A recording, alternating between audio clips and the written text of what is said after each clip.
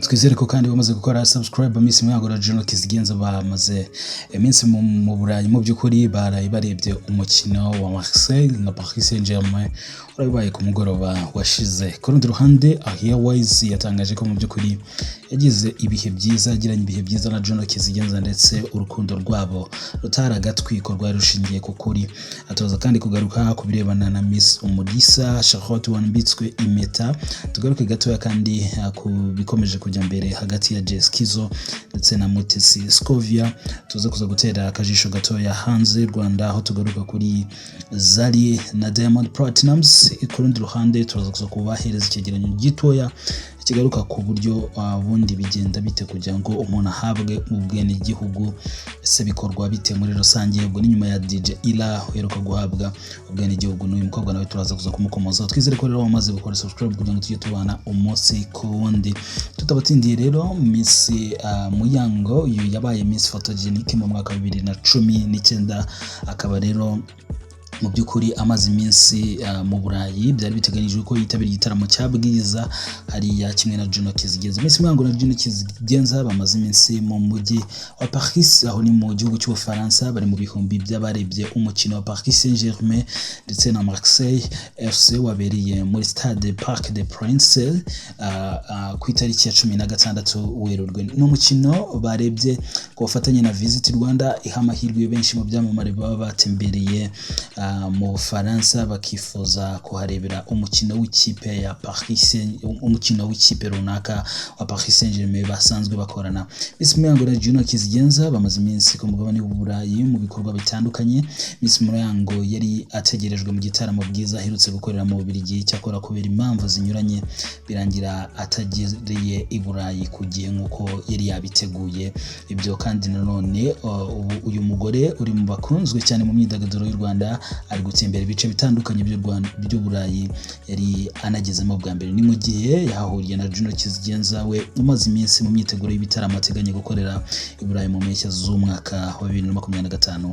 Abanyarwanda rero bakomeje gutera imbere mu bijyanye mu by'ukuri n'ibyo bakora umunsi ku wundi. Ku rundi ruhande rero uwitwa Airways mu kiganiro yatanze yagaragaje ko mu by'ukuri yakunze urumamo Juno Kizigenza bafitanye indirimbo yamukozeho bakoranye yitwa Away, yanazamuye cyane uyu mukobwa mu buryo bw'umuziki ndetse bakaba mu nyuma yo gutandukana umwe yaragiye akora indirimbo kumvamo mu by'ukuri ko akomoza ku wundi. Uyu mukobwa rero yatangaje ko nubwo wenda byagiye bivugwa bikavuga ko ari ubutwiga cyangwa kugira gute, ariko mu by'ukuri Airways yakundaga Juno Kizigenza by'urumamo, kandi hari isomo byamusigiye ko naramuka yongeye no kujya mu rukundo cyangwa se nimba narurimo atagomba kuzongera kuzajya rushyira mu birebana n'imbuga nkoranyambaga kuko ngo ari byo byamusenyeye. Ku rundi ruhande Miss Supranational w'u Rwanda 2022 ni Miss Umulisa Charlotte yamaze kuba yambikwa impeta n'umukunzi we bari bamaze igihe bakundana. Uyu mukobwa rero akaba mu busanzwe atuye ku mugabane w'Uburayi mu gihugu cya Poland cyangwa Pologne, aho mu by'ukuri yari yambikiwe impeta. Byari byishimo bikomeye. Umukunzi we rero ni umuzungu bakaba yamwambitse impeta mu masaha y'umugoroba washize, nk'uko uyu mukobwa yabisangije abamukurikira ku mbuga nkoranyambaga batari bakeya. Ku rundi ruhande rero mu by'ukuri niba warakurikiraniye hafi bimaze iminsi bijya mbere, wabonye ubutumwa bukomeza kugenda bucicikana. ni ubutumwa mu by'ukuri bugaruka ku bintu bitandukanye, ariko by'umwihariko Jeskizo nubwo atabisobanuye neza, uyu ni umwe mu bantu bakoresha imbuga nkoranyambaga cyane, ariko by'umwihariko akanaba no akoresha imbuga nkoranyambaga cyane, arazwi cyane. Jeskizo rero wa Mipango cyangwa se Kasuku yagize ati Scovia umunyamakuru mwiza rwose wagakwiye gukoresha impano yawe.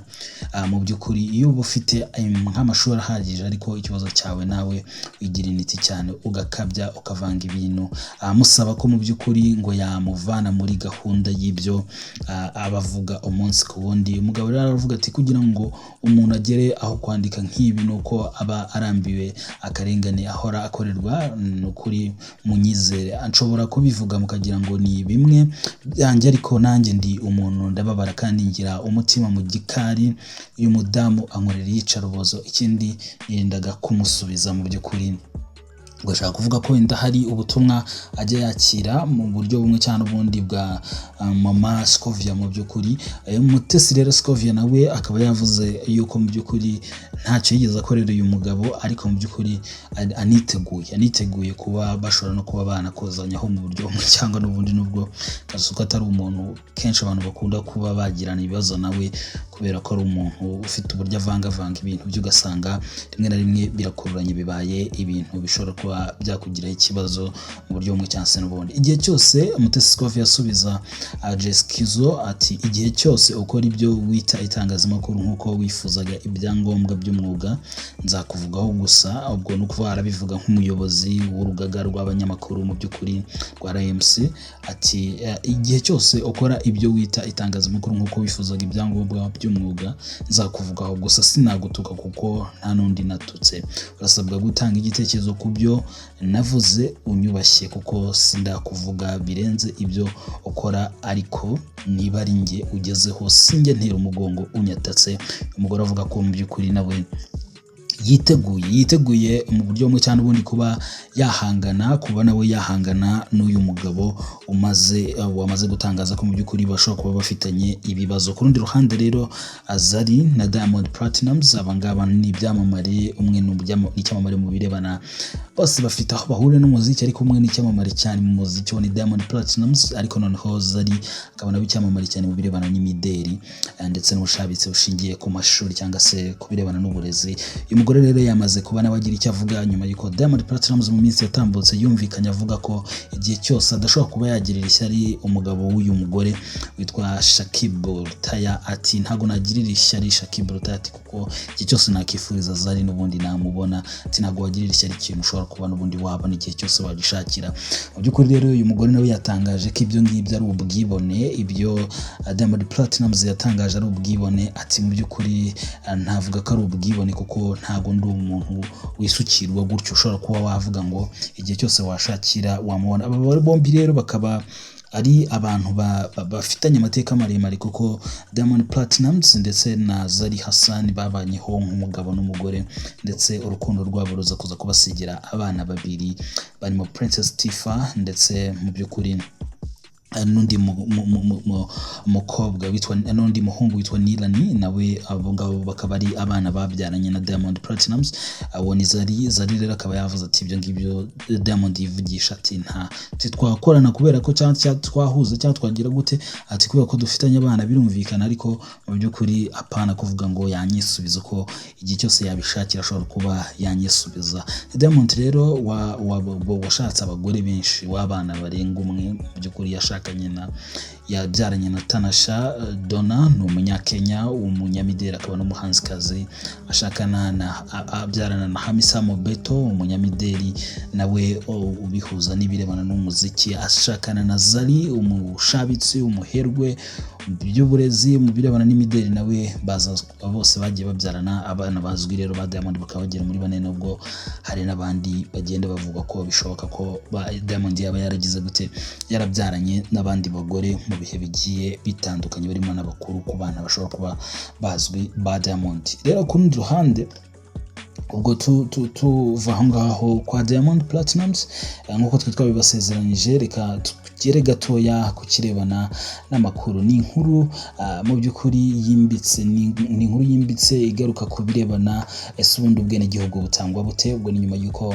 nyakubahwa Perezida wa Repubulika w'u Rwanda yemereye mu by'ukuri muri gahunda yo kwegera abaturage iheruka kubera muri BK Arena, yemereye ubwenegihugu za DJ Ira DJ Ila turaza kumugaruka uyu mukobwa bundi ni muntu ki bimeze bite, ariko noneho twinjire gatoya ku birebana mu by'ukuri n'uburyo bundi bwene gihugu butangwamo. Ubwo rero tutagiye kure ati uyu mukobwa agaruka mu by'ukuri, uyu mukobwa yaravuze ati mbega umunsi inzozi zabaye impamo. Uwo rero nta wundi ni Grace Divine cyangwa se DJ Ila mu by'ukuri inyuma y'uko amaze guhabwa iki ubwene gihugu.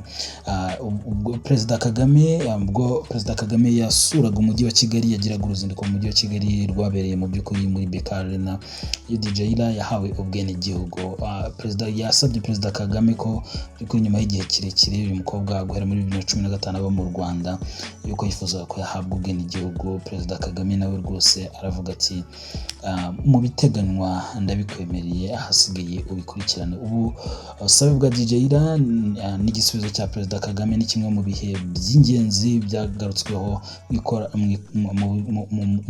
muri gahunda yo kwegera abaturage yabereye muri BK Arena. DJ Ila ahawe umwanya yavuze ko yagiriye umugisha udasanzwe mu Rwanda, aho ajya akora mu bitaramo bikomeye birimo na Perezida Kagame ati kariya kazi ki ujya ubyina nanjye ndi mu bakubyinisha. N'imvugo rero yakomeje kugenda igarukaho. DJ Ila yasabye Kagame ko amuha ubwene gihugu ati nanjye nitwa umwana w'umunyarwandakazi, nawe amusubiza ko mu biteganywa abimwemereye. Ubwene gihugu nyarwanda buratandukanye. Itegeko ngenga ryo mu 2021 rigenga ubwene gihugu nyarwanda yemerera ubwene gihugu nyarwanda bw'inkomoko uwabyawe nibura n'umwe mu babyeyi w'u Rwanda utarahawe ubwene gihugu nyarwanda, ahubwo yarabuhakanyije mu buryo bw'igisekuru gituruka mu Rwanda.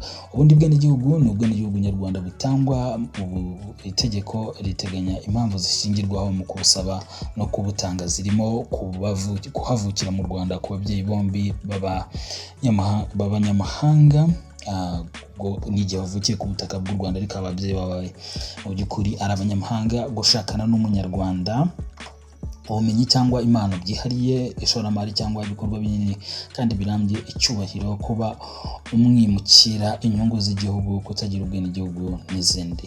Nyuma yo kubwemererwa na Perezida Kagame, DJ Ila ashobora guhabwa ubwene gihugu n'ababishinzwe hashingiwe ku ngingo zirimo iy'icyubahiro. Perezida yemerewe gutanga ubwene gihugu. U Rwanda ni igihugu cyemera ubwene gihugu burenze bumwe, bityo abanyamahanga bashobora gusaba no guhabwa ubwene gihugu nyarwanda bitabaye ngombwa ko batakaza ubw'inkomoko yabo. Bivuze ko na DJ Ila ashobora gukomeza kugira ubwo Burundi ariko akigeraho n'ubwo Rwanda. Ingingo ya 24 y'itegeko ngenga rigenga ubwene gihugu nyarwanda ivuga ko ububasha bwo gutanga ubwene gihugu nyarwanda bufitwe n'inama y'abaminisitiri. Iyi ngingo ariko yongeraho iti icyakora ububasha bwo gutanga ubwene gihugu nyarwanda butangwa hashingiwe ku cyubahiro, hashingiwe ku cyubahiro bufitwe na Perezida wa Repubulika. Bivuze ko Perezida wa Repubulika nawe yemerewe gutanga ubwene gihugu. Ubwene gihugu Perezida Kagame yemereye DJ Ila, agasaba ababishinzwe kubikurikirana bashobora gushingira ku bivugwa n'iyi ngingo ya 24. Ubwo bwene gihugu butangwa hashingiwe ku cyubahiro. Itegeko ngenga rivuga ko umuntu abahabwa hashingiwe kuri kimwe muri ibi: guha agaciro imyitwarire y'umwihariko y'umuntu, guha agaciro ibikorwa by'indashyikirwa by'umwihariko by'umuntu, cyangwa indi mpamvu yagenwa. Ku bwene gihugu DJ Ila yasabye mu kubumuha ababishinzwe bashobora gushingira kuri kimwe muri ibyo. Ubu bwene gihugu ushobora kubwamburwa. Ubwene gihugu bw'u Rwanda bwamburwa byagenze bite? Ubwene gihugu nyarwanda butangwa bushobora kwamburwa kubera imwe mu ngingo enye ziteganywa n'ingingo ya 30 y'iriya tegeko ngenga. Izo zirimo iyo uwabuhawe yabubonye akoresheje amakuru atariyo, iyo uwabuhawe yabusabye agambiriye kugambanira u Rwanda, iyo imyitwarire y'uwabuhawe ihungabanya umutekano w'igihugu cyangwa ibangamiye izindi nyungu z'igihugu, iyo uwabuhawe kubera gushyingirwa nyuma ababishinzwe bakamenya ko iryo shyingirwa ryabaye hagamijwe kubona ubwene gihugu nyarwanda. Gusa iyi ngingo ivuga ko uwahawe ubwene gihugu nyarwanda atabwamburwa mu gihe bishobora gutuma asigara nta bundi bwene gihugu afite. Ingingo ya 31 ivuga ko uwambuwe ubwene gihugu butangwa adashobora kongera kubusubirana keretse uwambuwe ubwenegihugu butangwa hashingiwe ku cyubahiro we ashobora kubusubirana. Itegeko kandi rivuga ko ububasha bwo kwambura cyangwa se kwambura ubwenegihugu butangwa hashingiwe ku cyubahiro bufitwe mu by'ukuri na Perezida wa Repubulika y'u Rwanda. DJ Ira ninde uyu mukobwa mu by'ukuri? Ku makuru yagiye atangarizwa ibinyamakuru bitandukanye, Iradukunda yavuze ko yavukiye Gitega mu Burundi mu 1997, ko yaje mu Rwanda mu 2015 gusura abo mu muryango we. Yinjiye mu kazi ko kuvanga imiziki abishishikarijwe na nyirarume DJ Bisoso yaje asanga mu Rwanda. Uyu ni umwe mu ba DJ bazwi cyane mu Rwanda kandi babimazemo imyaka myinshi. DJ Ira yagiye aboneka mu bitaramo bitandukanye bikomeye mu Rwanda ko no kuri televiziyo y'igihugu muri ako kazi. Mu gusaba ubwenegihugu ku cyumweru yabwiye Perezida Kagame ko ashimira ukuntu abana b'abanyamahanga mu by'ukuri. Uyu DJ Ira yagize ati ukuntu abana b'abanyamahanga duhabwa amahirwe nk'undi mwana wese w'umunyarwanda. Mu butumwa yatangaje kuri Instagram nyuma yo kwemererwa, DJ Ira yashimiye Kagame n'abanyarwanda muri rusange ko bamwakiriye bigatuma yisanga akunda u Rwanda, igihugu avuga ko cyuzuye amahoro n'umutekano ndetse yaboneyemo umugisha. Turabashimiye rero, ayo niyo makuru mu by'ukuri twari twabateguriye muri aka kanya. Tubifuriza gukomeza kugira ibihe byiza, twizere ko wamaze gukora subscribe kugira ngo tuzabane umunsi ku wundi. Igitekerezo cyawe ni ingenzi, turabakunda kandi turabishimira.